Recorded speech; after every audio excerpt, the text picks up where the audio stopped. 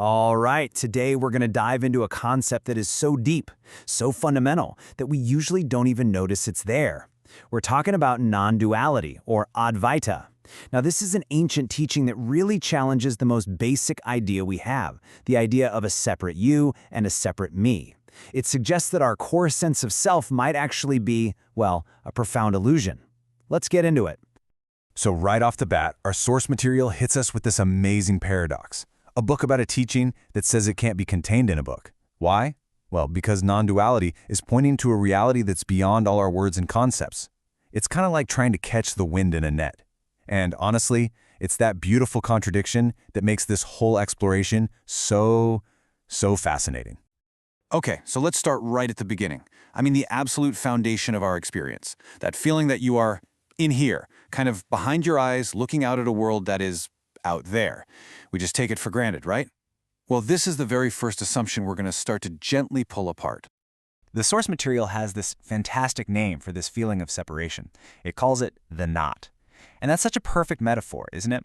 Because this feeling, this knot, is where so much of our anxiety and our dissatisfaction comes from. It's that quiet, nagging feeling of being this small, separate person in a huge, kind of scary universe. But here's the really wild part. We're not born feeling this way. You look at a baby. It doesn't see a boundary between itself and its world. It's all just one big, seamless experience. It's only when we learn language, when we start using those powerful little words like I, me, and mine, that this wall starts to go up. We literally talk ourselves into feeling separate. So, the next logical step then is to really look at this boundary, this wall we've built. How solid is it really? Is it as absolute as it feels? Let's, put it under the microscope for a minute. We all have this idea that I stop where my skin stops. But is that really true? I mean, think about the air you're breathing right now. A second ago, it was the world, and now it's you. The food you ate for lunch is literally becoming your cells. Your body isn't some static object. It's a constant flowing process that's in a seamless exchange with everything. That hard boundary, it starts to look pretty blurry pretty fast. And this is where it gets even weirder. So stick with me. You think you're experiencing an external world, right? But where is that experience actually taking place? The image of the screen you're looking at isn't out there. It's appearing in your consciousness. The sound of my voice is happening in your awareness. Everything, and I mean everything you've ever known has only ever appeared inside your own awareness. You've never, ever had an experience outside of yourself. Now, to help us wrap our heads around this, the source uses a really powerful analogy to show how this solid feeling reality might not be what we think it is. Just think about the last dream you had that felt 100% real. While you were in it, you were a separate person, in a separate world, with real problems, real hopes. But then what happened? You woke up. And in that instant, you realized the whole thing. The world, the other people, even the you in the dream. It was all just a projection of your own mind. It was all one thing. And of course, that leads to the really big question. If a dream can feel so completely real, but it's just this undivided projection of our mind, how can we be so absolutely sure that this waking life isn't a similar kind of dream? Not that it's fake or meaningless, but that our basic interpretation of what's going on might be wrong. Here's another great way to picture it.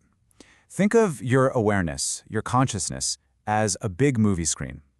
And your entire life, all the drama, the joy, the sadness, is the movie being projected onto it. Now, the screen itself doesn't care about the movie. It doesn't get burned by the explosions or wet from the tears.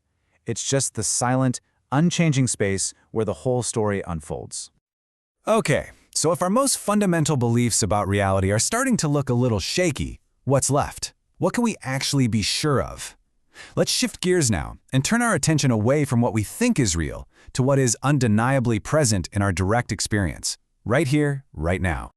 There was a famous sage from India, Ramana Maharshi, and he offered up this one simple but incredibly powerful question to cut through all the confusion. Who am I? And this isn't a question you're meant to answer with your brain, with a story. No, it's an investigation. It's an invitation to look directly into your own experience. So what actually happens when you look for this I? When you try to find the thinker that's thinking the thoughts or the feeler that's feeling the feelings? what do you actually find? Well, you find thoughts, you find feelings, you find sensations, but you can never, ever find a solid, separate you at the center of it all. It's like trying to step on your own shadow. It just keeps moving. And this leads us to the most incredible, mind-bending twist in this whole thing. We've all heard that saying, right? Don't mistake the finger pointing at the moon for the moon itself. But non-duality flips the script. It says, the moon is what's looking at the finger. The very awareness that you're searching for is the awareness that is doing the searching right now. Okay, I get it. This is all very philosophical, very heady stuff. But what's the point? I mean, how does any of this actually help us in our day-to-day lives? Does this mean all our problems just poof, vanish into thin air? Well, not exactly. And this is where we get a really practical, really useful distinction. The difference between pain and suffering. See, pain, that's an inevitable part of life. It's a raw sensation. Bodies get hurt, hearts get broken. But suffering? That's the story we tell ourselves about the pain. It's the this shouldn't be happening, the why me, the this is unfair. And that story, according to this teaching, is completely optional. So what really changes when we see through this illusion of the self? Well, it's not that life suddenly becomes perfect, but your whole relationship to it shifts. That mental story, that suffering, it just starts to dissolve. The world, when you're not seeing it through the tiny pinhole of a worried ego, becomes incredibly vibrant and alive.